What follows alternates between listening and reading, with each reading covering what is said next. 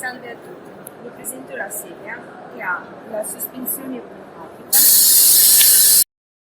Troviamo pure la regolazione del peso del conducente dal 50 a 150 kg.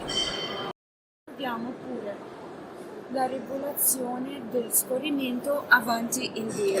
Può essere applicato pure un giradischi a 360 gradi. Regolazione della sospensione orizzontale.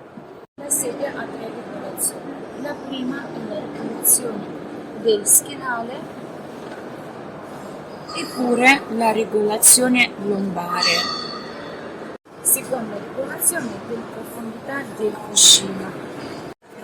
Terza è la regolazione del cuscino e del sedile. Questa regolabile in inclinazione e altezza. È possibile regolare l'inclinazione del sedile del bracciole al base del proprio conforto.